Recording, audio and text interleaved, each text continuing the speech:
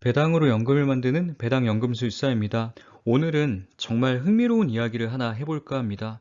주가 수익에만 관심을 갖고 오로지 성장주 투자에만 관심을 갖던 제가 배당 성장주에 관심을 갖게 된 이야기를 먼저 들려드릴 계획입니다. 또한 썸네일로 제시한 성장주에 투자해서 배당 수익률 8.7%가 된 이야기는 단순히 관심을 끌기 위한 제목이 아닌 저의 실제 투자 이야기입니다. 이 이야기도 영상 뒷부분에서 재미있게 풀어가도록 하겠습니다. 투자의 방향에 대해 많은 생각들을 해볼 수 있는 좋은 기회가 되실 테니 꼭 끝까지 시청 바랍니다. 빨리 수익을 내고 싶다는 욕심이 커질수록 빨리 지치게 될 것 같아 10년 이상 투자할 만한 가치가 있는 분야와 종목을 찾기 위해 많은 시간과 노력을 쏟았었습니다. 긴 호흡으로 바라볼 수 있는 주제 중 하나로 에너지 전환에 대해 공부를 했었고, 에너지 전환으로부터 자유로울 수 있는 국가는 존재하지 않으며 에너지 전환에 실패할 경우 인류도 존재할 수 없다는 확신이 생겨 관련 산업과 기업들을 조사했습니다. 그 결과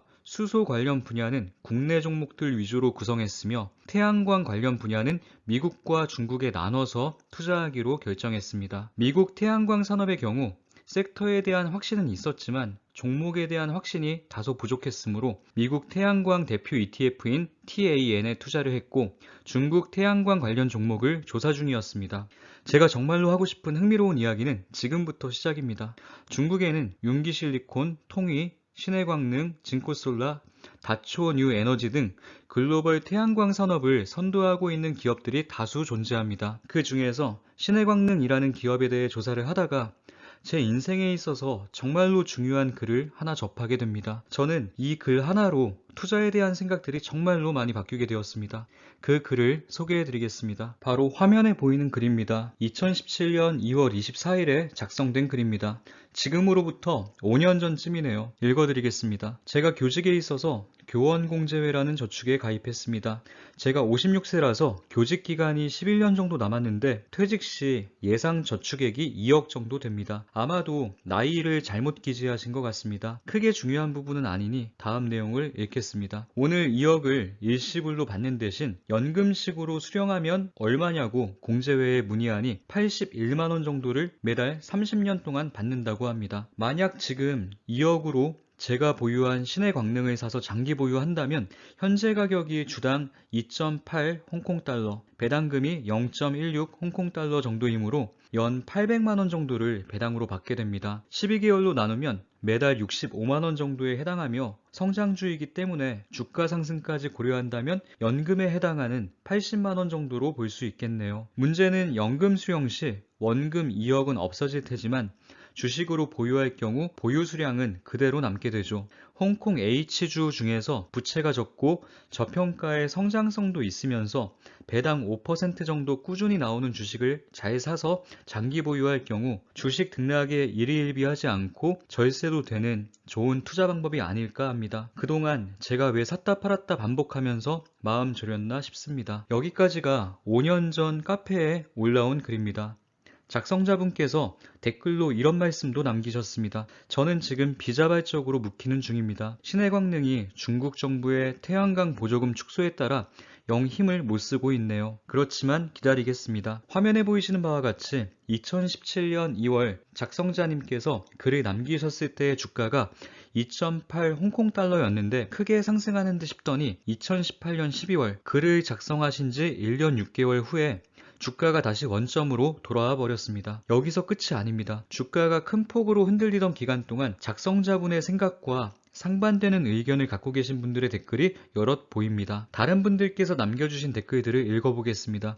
여러분이 작성자님이라면 댓글을 보면서 어떤 생각을 하셨을지 진지하게 고민하면서 들어보시길 바랍니다. 먼저 첫 번째 댓글입니다. 저는 투자하신다는 종목은 잘 모르겠어서 조심스러운데요. 금융소득과세도 생각해 보셔야 할 것 같고요. 주식 배당은 몇 년 꾸준히 주다가 어느 해는 갑자기 줄기도 하고 그러는데 신중하시면 좋겠다고 생각됩니다. 어떤 복부인께서 자기가 사는 집 가지고는 재테크하지 말라고 하신 게 생각나네요. 성투하세요. 진심을 담아 걱정해주시는 댓글인 게 느껴집니다. 배당을 받는다고 하면 많은 분들께서 세금에 대한 걱정을 이야기하십니다. 세금에 대한 생각은 각자의 상황에 따라 의견이 크게 갈리기 때문에 언급하기가 조심스러운 부분인 것 같습니다. 배당과 관련한 세금에 대한 생각을 영상으로 제작하려 했지만 서로의 다양한 생각들을 서로 공유하려 하기보단 예민하게 반응하시는 분들이 계셔서 영상을 만드는 것이 조금은 꺼려집니다. 세금을 제가 걷는 것도 아닌데 저에게 화를 내시는 분들이 가끔 계십니다. 세금이 많이 신경 쓰이시는 분께서는 배당을 줄이시는 방향으로 투자하시면 간단히 해결되는 부분일 것 같습니다. 사실 배당을 늘리는 것이 어렵지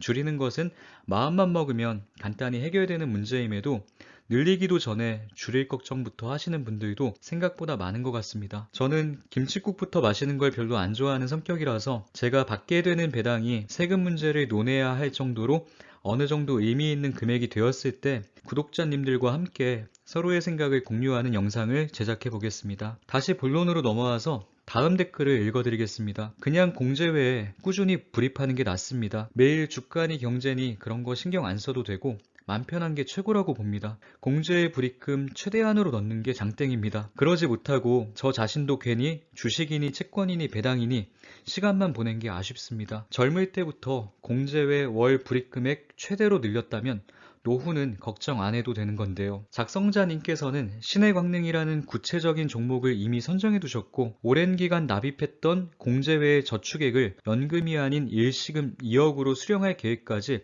체계적으로 세워두신 상태였습니다. 작성자님께서 댓글을 모두 읽어보셨다면 마음이 많이 흔들리셨을 수도 있을 것 같다는 생각이 듭니다. 진심으로 걱정을 해주는 따뜻한 글들이며 나름대로의 논리가 있었기에 더더욱 신경이 쓰였을 수도 있을 것 같습니다. 2017년 3월 그 이후 신해광능이라는 종목은 어떻게 됐을까요? 함께 보시죠.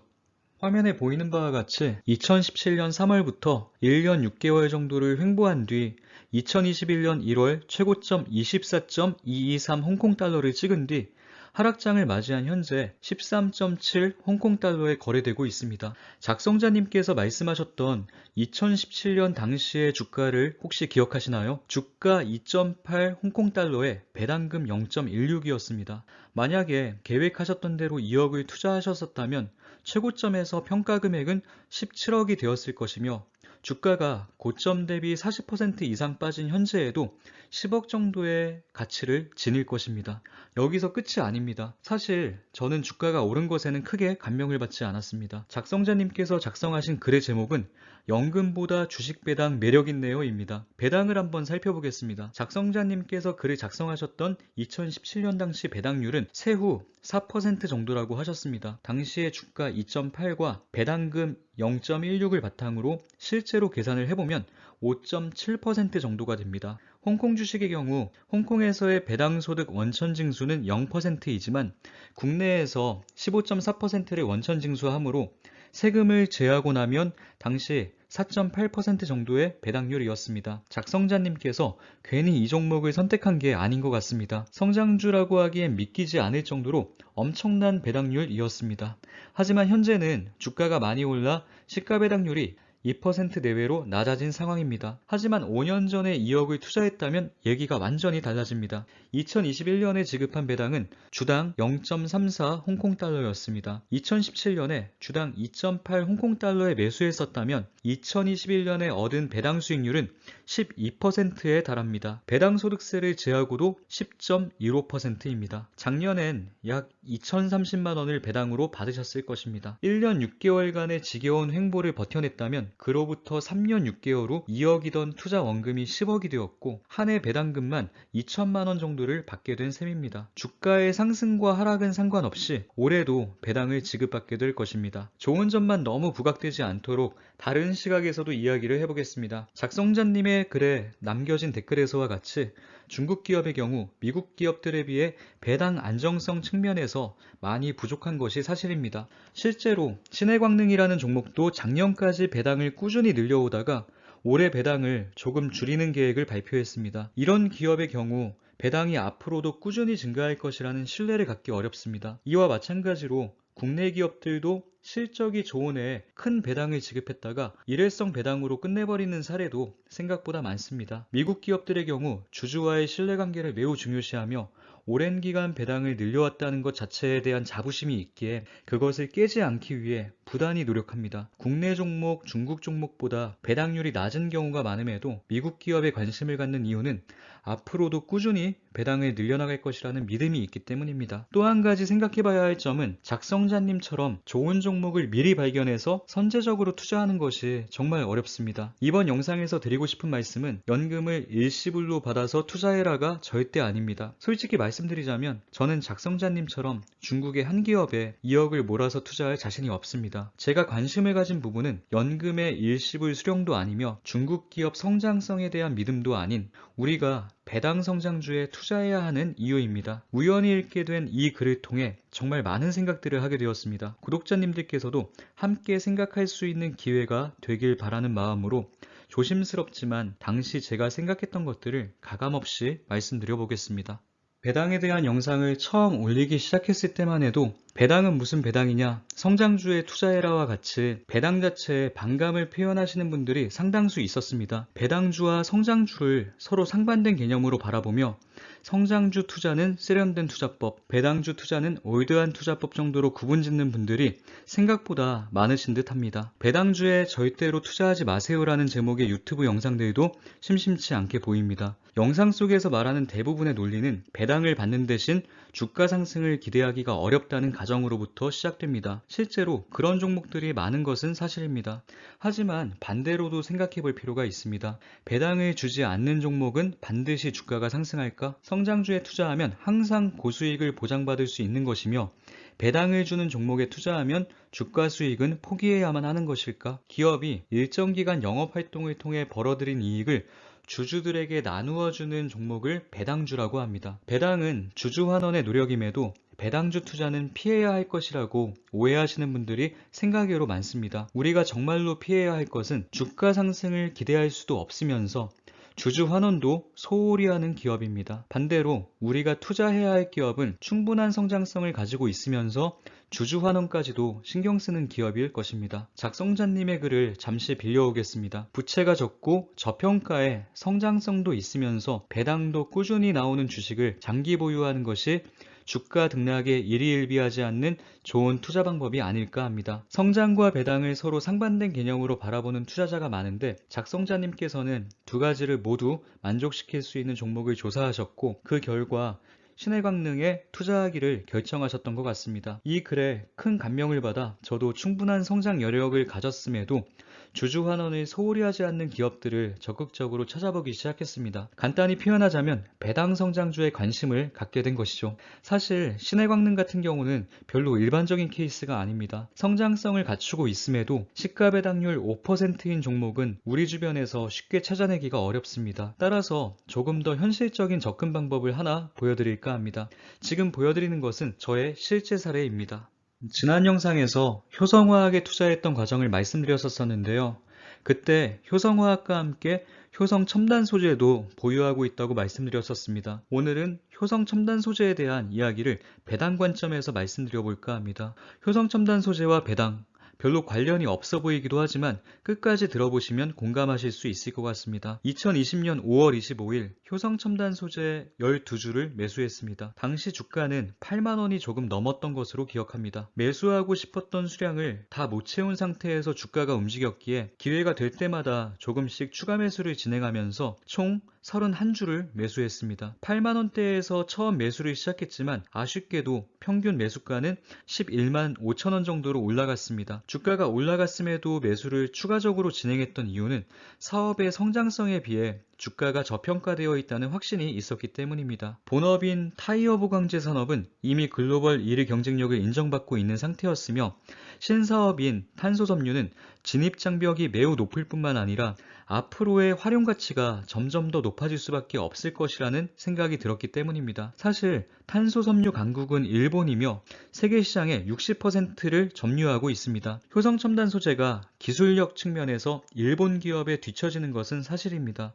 하지만 2019년 일본의 한국 수출 규제 이후 소재 부품 장비의 국산화 필요성을 절실히 느끼게 되었기에 효성첨단 소재의 탄소 섬유가 갖는 의미는 더욱 커졌습니다. 이러한 상황을 이해한 상태라면 2019년 8월에 문재인 대통령이 효성첨단 소재 전주 공장에 방문한 사진 한 장이 생각보다 큰 의미를 가지고 있다는 것을 충분히 인지할 수 있었을 것입니다. 2028년까지 약 1조 원을 투자해 연산 2만 4천 톤의 탄소 섬유를 생산하며 글로벌 탑3 진입을 목표로 하고 있으므로 계획대로 진행되는지를 관찰하면서 2028년까지 보유할 생각으로 매수를 진행했습니다. 2021년 9월 한 주당 90만 원까지 치솟던 주가는 현재 53만 원 근처에 있습니다. 31주 중 5주를 수익 실현해서 투자 원금을 회수했으며 남은 26주는 끝까지 들고 갈 생각입니다. 주가 수익도 주가 수익이지만 제가 말씀드릴 진짜 이야기는 지금부터 시작입니다.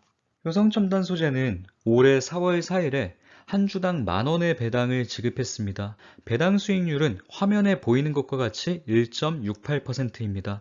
배당락의 당시 주가가 60만원 근처였기에 그때쯤 한 주를 매수했던 투자자는 1.68%에 해당하는 배당금을 지급받게 되는 것입니다. 1.68%의 배당률이라고 하면 하찮게 느껴질 수도 있을 것 같습니다. 하지만 2년 전에 투자했던 저와 같은 투자자들에게는 엄청난 희소식입니다. 제 평균 매수 단가는 한 주당 11만 5천원이므로 이 금액을 기준으로 할 때 배당금 만원이 갖는 가치는 8.7%입니다.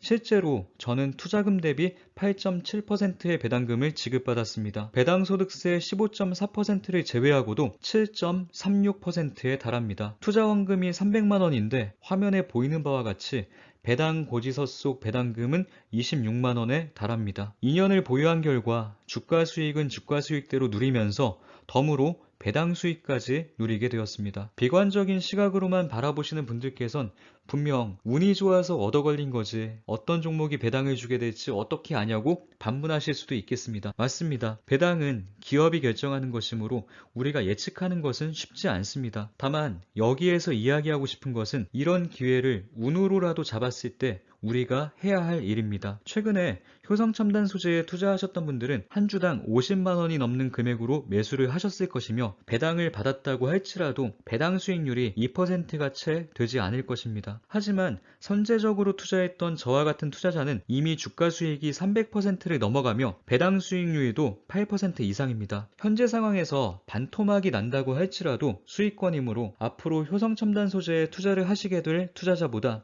훨씬 더 심리적인 우위를 가진 상태에서 투자에 임하는 것입니다. 2년 동안 투자를 해오며 의미 있는 수익을 만들어냈고 앞으로도 성장 가능성이 충분히 열려있는 종목이라면 굳이 매도해서 다른 종목을 찾는 위험을 감수할 필요가 없는 것 같습니다. 혹시라도 주가가 상승하고 내년에도 배당을 지급한다면 제가 보유한 한 주당 배당 수익률은 지금보다 더 커질 수도 있습니다. 작년에 효성그룹이 배당과 관련해서 많은 비판을 받았던 것으로 기억합니다. 효성 일가의 보유 지분이 많은 종목들만 배당을 크게 지급했기에 주주 친화적인 배당이 아닌 본인들 배를 불리기 위한 배당 실시였다는 비판이었습니다. 국내 기업의 경우 안타깝게도 이런 일들이 생각보다 많은 것 같습니다. 그때 세웠던 원칙 중 하나가 될 수 있으면 기업 오너의 이해관계가 크게 드러나는 기업에는 투자하지 말 것. 혹시라도 투자하게 된다면 반드시 오너와 같은 방향을 바라보게 되는 종목에만 투자할 것이었습니다. 화면에 뉴스 기사 보이시나요? 읽어드리겠습니다. 효성그룹의 오너 4세들이 핵심 계열사 주식을 매입한 점을 놓고 배당 확대 가능성을 염두에 둔 것이라는 관측도 나온다. 지난해 말 조현준 회장의 세 자녀와 조현상 부회장의 세 자녀는 효성과 효성첨단소재, 효성TNC, 효성화학 주식을 장내 매수했다. 효성첨단소재는 그간 배당을 실시하지 않았다는 점에서 이번에 처음으로 배당에 나설 가능성이 떠오른다. 기사에서 예측했던 대로 실제로도 올해 배당을 지급했고 앞으로도 지속적으로 배당을 지급할 가능성이 꽤 크다고 믿고 있기 때문에 저는 효성첨단 소재가 좋은 배당 성장주가 될 가능성도 열어두고 있습니다. 일단 처음의 계획대로 2028년까지는 고민 없이 장기 보유할 생각입니다. 마지막으로 배당 성장 투자에 대한 새로운 관점을 하나 예시로 보여드리면서 마무리 짓도록 하겠습니다. 애플을 배당 성장주라고 생각하시는 분은 거의 없을 것 같습니다. 배당을 지급한 역사도 생각보다 짧으며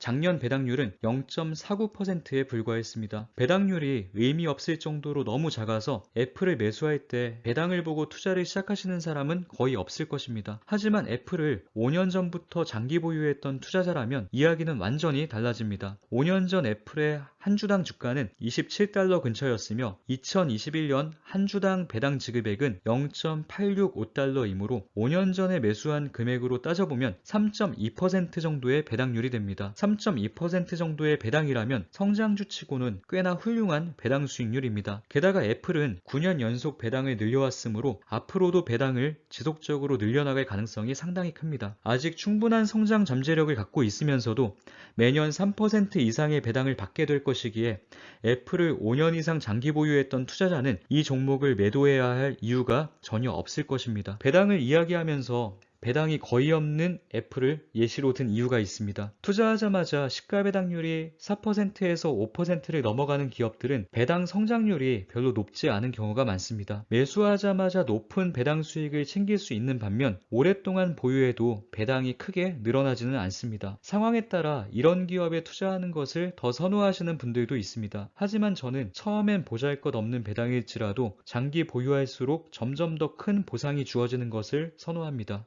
사람마다 서로 생각이 다르므로 어떤 방법이 더 좋다고 단언하긴 어렵습니다. 다만 제 성향상 강한 동기나 목표가 있어야만 이를 추진력 있게 밀어붙이는 편인데 매년 비슷한 배당이 주어진다면 굳이 장기간 보유해야 할 필요성이 있을까? 라는 생각을 자주 하게 될 것 같습니다. 매년 4%의 배당을 받게 될 거야 보다 5, 6년 후엔 지금의 2배에 가까운 배당을 받게 될 거야가 저에겐 더 좋은 자극을 주기 때문에 저는 배당 성장률에 꽤 높은 가치를 둡니다. 지극히 개인적인 생각이니 구독자님들의 성향을 잘 고려해서 판단하시길 바랍니다. 성장성을 갖춘 우량한 종목이 배당을 지급하는 시점이 오면 성장이 둔화된 것이니 이때 주식을 매도해야 한다는 전문가들의 의견도 있습니다. 일리 있는 말씀이긴 하나 제 생각은 그 반대입니다. 몇 년을 투자해서 성장주가 배당 성장주로 변모했다면 그동안 꽤 의미 있는 수익률을 얻었을 가능성이 크며 배당률 또한 그 시점에 새롭게 진입하는 투자자들과는 비교할 수 없을 정도로 훨씬 더 높을 가능성이 큽니다. 저는 그 좋은 종목이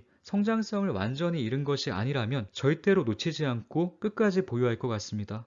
혹시라도 이것저것 종목 선정에 신경 쓰기가 머리 아프다면 S&P 500 지수를 추종하는 ETF 또는 제가 적립식으로 모아가고 있는 배당 성장 ETF인 SCHD에 투자하는 것도 좋은 방법일 수 있을 것 같습니다. SCHD의 경우 현재 시가 배당률이 2.8% 정도이며 꾸준히 배당 수익이 커져나갈 것을 예상해 볼 수 있습니다. 확신을 갖고 투자할 만한 배당 성장주가 잘 보이지 않는다면 ETF 투자가 가장 맘 편한 선택일 수 있습니다. 오늘은 배당 성장에 대해 제가 평소에 갖고 있던 저만의 생각들을 자유롭게 공유해 보았습니다. 배당에 대한 관점은 투자자마다 크게 달라질 수 있기에 옳고 그름을 크게 논할 필요는 없을 것 같습니다. 그냥 저렇게 생각해 볼 수도 있겠구나 정도로 가볍게 넘어가 주시길 부탁드립니다. 신해광능 투자와 관련한 글을 작성해 주신 분께 정말 감사한 마음을 갖고 있습니다. 또한 그 글에 댓글을 남겨주신 분들 또한 마찬가지입니다. 그로 인해 정말 많은 생각을 하게 되었고 생각의 폭을 넓히는데 정말 많은 도움을 받았습니다. 다만 주변에 아무리 진심 어린 조언이 있을지라도 최종 결정은 본인이 해야만 한다는 것도 다시 한번 깨달았습니다. 공제회에 꾸준히 불입하는 것이 맘 편한 최고의 선택이라는 조언대로 2억을 일시불로 찾지 않고 공제회에 그대로 뒀을 경우